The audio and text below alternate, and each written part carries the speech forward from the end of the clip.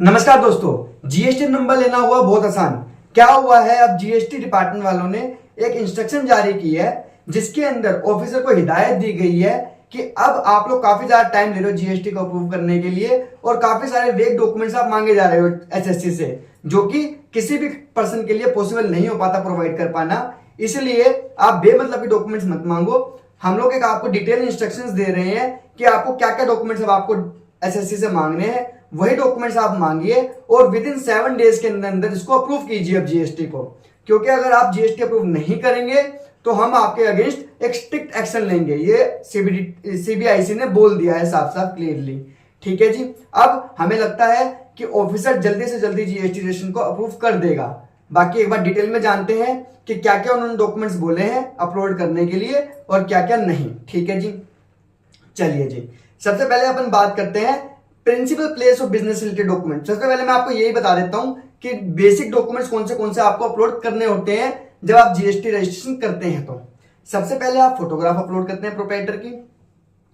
Principal place of business के लिए electricity bill upload करते हैं। अगर प्रॉपर्टी रेंटेड है तो रेंट एग्रीमेंट साथ में अपलोड करते हैं। और इसके अलावा तो कोई डॉक्यूमेंट अपलोड होता ही नहीं है, बस वो डिटेल्स इंस्ट्रक्शंस डिटेल्स जाती हैं, वो डिटेल्स फिलअप करते हैं और एप्लीकेशन फाइल हो जाती है। ठीक है जी। अब अपन एक एक करके बात करते हैं कि एक्चुअली में कौन से डॉक्यूमेंट्स आपको अपलोड करने हैं। मेन तौर पे जो बात की गई है वो प्रिंसिपल प्लेस ऑफ बिजनेस के जो डॉक्यूमेंट्स जो ऑफिसर मांगता है वो काफी सारे वैसे ही डॉक्यूमेंट्स मांग लेता है जो कि बंदे के लिए पॉसिबल नहीं हो पाते हैं। तो अब हम डिटेल में बात करने वाले हैं कि कौन से उन्होंने डॉक्यूमेंट्स स्पेसिफाई किए हैं। ठीक है जी, चलिए जी। सबसे पहले बात करते हैं, अगर प्रॉपर्टी उसकी खुद की है, जो बंदा अप्लाई कर रहा है उसके खुद के नाम से वो प्रॉपर्टी है, तो क्या डॉक्यूमेंट्स उसको अपलोड करने पड़ेंगे प्रिंसिपल प्लेस ऑफ बिजनेस से रिलेटेड। ठीक है जी।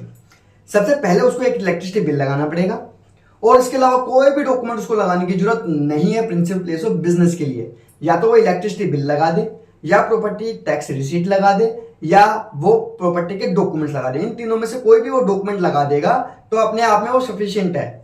कई बार ऑफिसर क्या बोल रहे थे कि आप फोटोग्राफ भी दीजिए प्रिंसिपल प्लेस ऑफ बिजनेस की। कई बार वो मांग लेते थे कि इलेक्ट्रिसिटी बिल तो आपने दे दिया, अब प्रॉपर्टी के पेपर भी दो। तो अब आपको ऐसी कोई रिक्वायरमेंट नहीं है किसी भी तरीके की अपलोड करने की। अगर आप इनमें से कोई भी एक डॉक्यूमेंट अपलोड कर देंगे तो वो सफिशिएंट है एज पर सीबीआईसी इंस्ट्रक्शन। ठीक है जी। तो अब शायद क्या पता ये क्वेरी डिटेल्स ना हो डिपार्टमेंट की तरफ से, बाकी देखते हैं। ठीक है जी।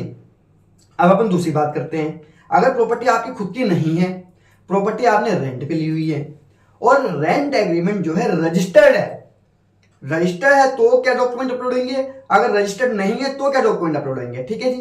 पहले बात करेंगे कि अगर रेंट एग्रीमेंट आपका रजिस्टर्ड है तो क्या डॉक्यूमेंट अपलोड करने हैं। सबसे पहले आपको इलेक्ट्रिसिटी बिल लगाना पड़ेगा। ठीक है जी। और इलेक्ट्रिसिटी बिल के साथ साथ आपको एक वैलिड रेंट एग्रीमेंट लगाना पड़ेगा। इसके अलावा किसी भी डॉक्यूमेंट की जरूरत नहीं पड़ने वाली। ठीक है जी। दूसरे नंबर पे बात करते हैं कि अगर प्रॉपर्टी रेंटेड तो है लेकिन रजिस्टर्ड एग्रीमेंट नहीं है, रेंट एग्रीमेंट है लेकिन रजिस्टर्ड नहीं है, तो उस केस में क्या लगेगा, इलेक्ट्रिसिटी बिल लगेगा as it is, rent agreement लगेगा एज इट इज। उसके साथ साथ जो लैंडलॉर्ड है उसके केवाईसी डॉक्यूमेंट, पैन कार्ड या आधार कार्ड, कोई भी एक चीज आप लगा सकते हैं, उसके बेसिस पे भी आपका अप्रूवल आ जाएगा। ठीक है जी। अब अपन अगली बात करते हैं। ये बात समझ में आ गई आप लोगों को डिटेल में। अगर प्रॉपर्टी जो है ना तो रेंटेड है ना आपकी खुद की है, यानी कि आपकी वाइफ के नाम से है, आपके हस्बैंड के नाम से है, आपके माता के नाम से है, आपके मतलब आपके किसी रिलेटिव के नाम से है और आप बिजनेस करना चाहते हैं उस पर, तो क्या डॉक्यूमेंट लगेगा। तो डॉक्यूमेंट लगाने की जरूरत है आपको एक एनओसी, और एनओसी आपको किसी भी स्टैम्प पेपर पे जरूरत नहीं है। अगर आप प्लेन डॉक्यूमेंट पे भी लगा देंगे तो वो सफिशिएंट है अपने आप में। ठीक है जी। और एक साथ में आपका इलेक्ट्रिसिटी बिल, अपना प्रॉपर्टी टैक्स रिसीट या प्रॉपर्टी के पेपर, इन तीनों में से कोई भी एक डॉक्यूमेंट आप लगा सकते हैं।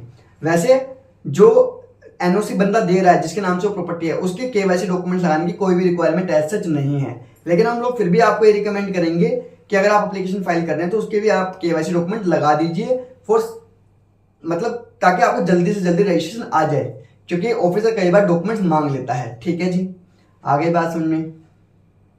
तो ये बेसिक डॉक्यूमेंट्स थे जो आपको अब जीएसटी रजिस्ट्रेशन अप्लाई करते हुए अपलोड करने पड़ेंगे। बाकी एक बार देखते हैं जब आप अप्लाई करेंगे, अब लेटेस्ट जो एप्लीकेशन फाइलिंग होगी तो देखते हैं ऑफिसर इसको कंसीडर करते हैं या नहीं करते। बाकी अगर आप लोगों को हमारी इस टाइप की वीडियोस पसंद आती है तो हमारे चैनल को लाइक कीजिए, सब्सक्राइब कीजिए और अपने दोस्तों को भी शेयर कीजिए। Thank you.